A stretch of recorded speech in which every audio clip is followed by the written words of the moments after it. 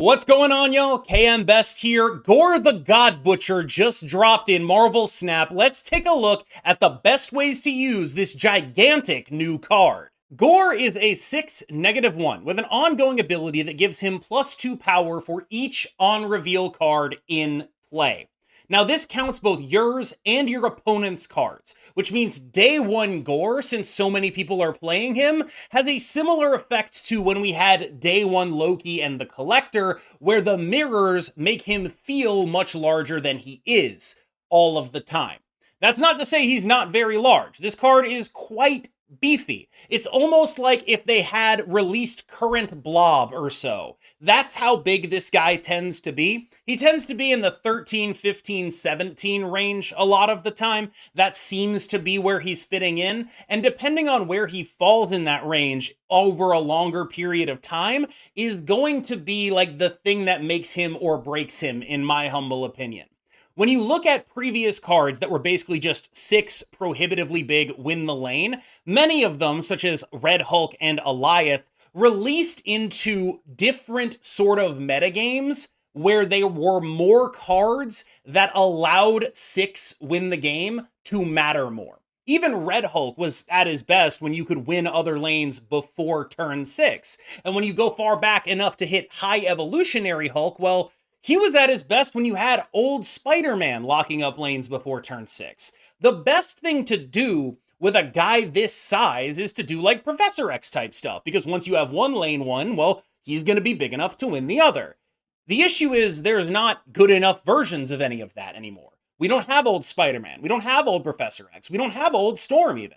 And so we end up with a deck that, first of all, the loss of Storm actually feels very crucial because this is a card that feels like it's meant to go with like Storm and the Guardians, right? This is a card where we go Storm, Drax, oh my god, we did it, Gorr the other lane. Like that actually feels like it makes sense, but they obliterated Storm. And so we end up not having access to any of that stuff for any of these decks. So that means that instead, most of what we're going to do is try to cheat energy. It's very, very bad right now to just play one big guy on the final turn of the game because we don't have these ways to win lanes early. But the way to make that good is by cheating energy, so you're not just playing one big guy on the final turn of the game.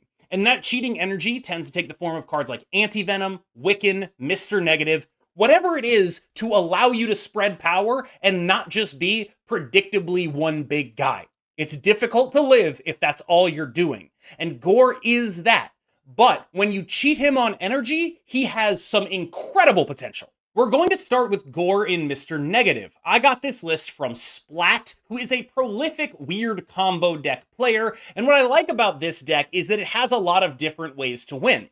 The last time Mr. Negative was good, everyone was expecting the Iron Man stuff, and then got a little bit ran over by stuff like Wong, Sage, Taskmaster. You now have that line back in the deck, and I think the duality that you can present between all of your scary multipliers and then just also going very, very, very, very tall is unique and is interesting. This deck has multiple ways of achieving that kind of goal. Of course, we can also do things like, play Gorr and Taskmaster him, especially if one of them has been negatived. We have a lot of access to vertical power here and not just Iron Man multipliers. And I think that is part of why this deck is a reasonable choice right now, in as much as negative ever has been. I'm not saying this is the best Gorr deck by any means, but it is by far the one that the most people are playing right now. And I don't think that's necessarily an accident. He's an obvious good fit in here, but more importantly, when you Mr. Negative him, you get the most out of that energy cheat. Mr. Negative and Anti-Venom turn this card into absolutely free with upside. Other cards, you're not going to get that same level of upside. Like I'm playing a Wiccan Gorr deck, and that's just not going to get you the same level of ability to explode on the final turn. This card has legs in Mr. Negative, but it doesn't solve the fundamental issues of Mr. Negative, which still are, it's kind of hard to win if you don't draw Mr. Negative. It helps, don't get me wrong. You can win games with like, it's turn 7 and you have Gorr and Sage. That can win. Like a Wong, Sage, and a Gorr, that can win because you can play those off of a Ravona. but it is a little bit difficult some of the time. This is the more straightforward version of Gorr, where we're just using him as an anti-venom target, and when you hit either him or Iron Man or Mystique with anti-venom, it's obviously an incredible high roll. This deck has a lot of base power, a lot of good things happening, but fundamentally it is still just one of those, I don't know the right word for it, money pile decks. This is just a pile of cards that recently came out, and I don't think a lot of people are going to be able to play it, and I'm trying to give more mind to that when I talk about these decks. Like, this is exactly the same deck as the anti-venom mid-range deck that we posted 5 days ago. It's just Gorr is in it. And that has made it sort of hard for me to judge exactly how good this is. A lot of the time when I'm playing Gorr in this, like, yeah, it's dope, but I'm not actually convinced it's much bigger than Ronan the Accuser, who is the other guy that you'd be playing in this. Like, maybe that's fine because you have like a better matchup into like discard or whatever. Maybe it just makes sense and like it's big enough that you're just happy with it. But like, at least with Ronan the Accuser, he costs 5, right? And like, Gorr is getting to like that 15, 17 range, but it's not like Ronan can't do that either. I think this deck is good and has the tools to succeed, and I like everything that it's doing. I like the Ravonna inclusion. I like what it's doing in terms of cheating. But I will tell you, when I played this deck, I felt like I had a pretty massive vulnerability to 2 commonly played 3-drops. The first is Juggernaut. The second is Red Guardian. This deck involves a lot of just like leaving a guy out there on an island. A lot of like, oh, I'm playing an Iron Man with 4 energy here because I just kind of have to, and I'm not going to get it out of my hand otherwise. That gets Red Guardian. You cry. Your lane that you wanted to invest in, you have an Iron Man there. It's a very easy Juggernaut target. You cry. I think this deck is good and is probably going to be like showing up on a lot of people's YouTube channels. But honestly, I'm not convinced it's the best version of Anti-Venom mid-range just yet. The next thing I tried was this, because there were a lot of mirrors running around. I was like, what if I just played Mobius? This is a very unfocused, unpolished deck. I just wanted to bring to your attention just how good Mobius is at winning these mirrors because of how dependent they are on someone's Agent Venom actually working. I tried a little Fenris package. I don't think I invested in it heavily enough. But ultimately, the same conclusion was reached from this. This is the same deck as the previous deck. It's just I'm trying to tech for the mirror a little bit. And of course, opposing Mobius has really shut you down. And I think a lot of this is because Gorr costs 6. If Gorr cost 5, I don't think we'd be doing all of this to make it happen. But I do think it's instructive to compare Gorr with the trio of big 5-drops. Of course, those being Devil, Dinosaur, Darkhawk, and Ronin. And like really critically think when you play this card, how much bigger than them is he? And how much is it worth him costing 6? Because I do think he is mostly bigger than them, but costing 6 is real. Here is a Gorr deck that simply just says he's probably the biggest 6-drop around. And I think this is a fairly likely outcome for him. I can't say for sure on day 1 if he's going to be just like, you know, the new Red Hulk. He's the 6-drop du jour in every deck. But he certainly felt plenty big, and there's been very few situations where he's been actively bad. I will say that I'm not necessarily sure that that's a profile that you need to get. The way I think about Gorr is your job as a sort of customer here, it sucks that you have a job, but we'll talk about the economy some other time, is to figure out if he's Red Hulk or not. And if he is Red Hulk and he's just like the class of 6-drops, he just goes in everything that wants a 6-drop, then that's going to make a lot of sense for you to pick up. If he's not Red Hulk and he's like, you know, you can take him out and replace him with Magneto, things of that nature, what you're going to need to ascertain is the delta between him and other 6-drops. Because me personally, I have not felt like it is that large. But a lot of my friends who are very good at the game that I very much trust think this card is very good and is going to be the class of 6-drops. So my advice to you while watching this video is to keep an eye on how this card ends up shaking out when it's not day 1 and people aren't playing a bunch of mirrors and the Gorr is getting unapproachably large because everyone's playing a million on reveals.